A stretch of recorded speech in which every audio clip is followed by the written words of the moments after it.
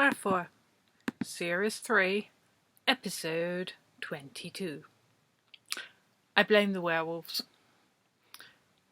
Or possibly I blame people for thinking that werewolves are somehow sexier and more interesting than other kinds of were creatures and letting them dominate the shapeshifter stories. Maybe I should blame the werewolf PR faction. They've always been far too good at putting themselves centre stage. It's the violence. Regular humans like stories with plenty of violence in, and wolves have always been associated with killing, far more so than is fair and reasonable, and with terrible consequences for the wolves, who have been wiped out and pushed to the edge in so many places.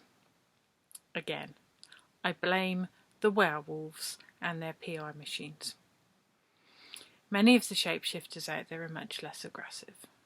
Okay, the fox people can be a bit murderous now and then, and the Nakamata have terrible reputations, but hoodies and selkies don't go round ripping out throats.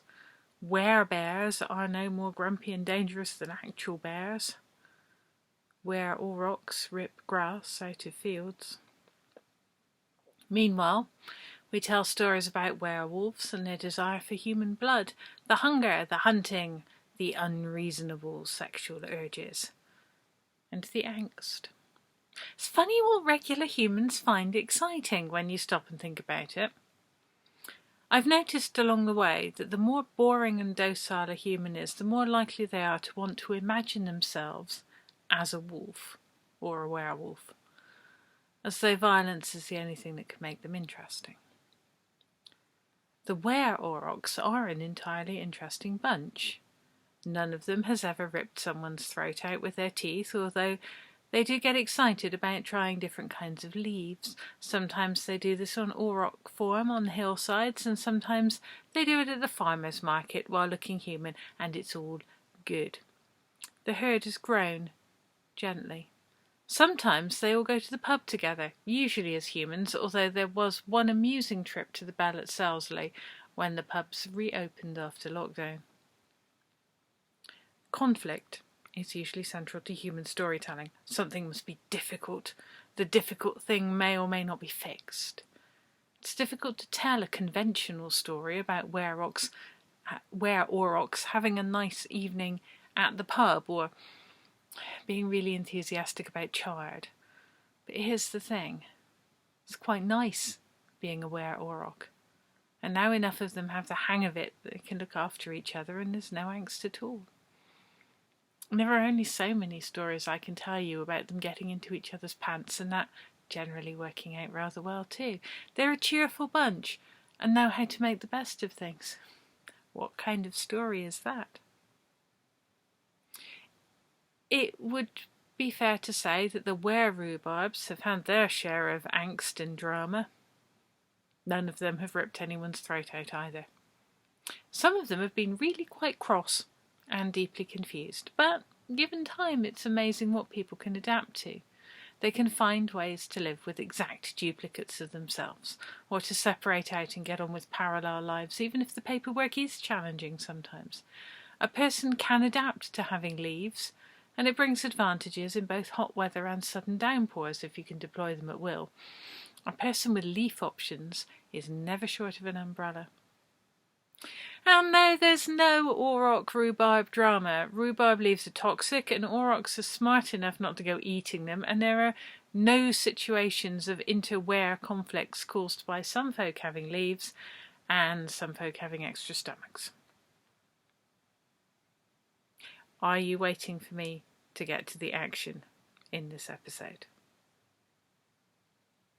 But what if there isn't any conflict? What if people are just getting on with the magical and mundane aspects of their lives without much drama at all? What kinds of stories could we tell about people living cooperatively, negotiating their way through problems, and mostly being okay? Because those are the stories I want to tell you, and the stories I think we most need right now. Violence doesn't tend to sort anything. It's not an answer. Further, most of us lack the skills, and in a scenario where violence looked like the answer, we would be victims, not victors. Come the apocalypse, you will not be magically gifted with a gun and the ability to aim. Crossbows will not manifest out of thin air. You will not know kung fu. In much the same way, shouting doesn't solve anything. People aren't persuaded by people who are shouting at them. We don't find consensus by shouting at each other, and we don't move useful information around. Mostly, when we shout at each other, we dig in with the positions we'd already taken, and nothing gets better. People get things fixed, figured out, and sorted by working together. We always have. So why do we secretly aspire to be werewolves and not wereaurochs? Why do we want to turn into blood-hungry, ravening beasts with the whole throat-tearing thing? Why don't we see the romance inherent in turning into a massive shaggy cow at the full moon and hanging out on hilltops, eating and bellowing? I don't think it's because we're wild and dangerous like wolves. I think it's because we're tedious. Some of us.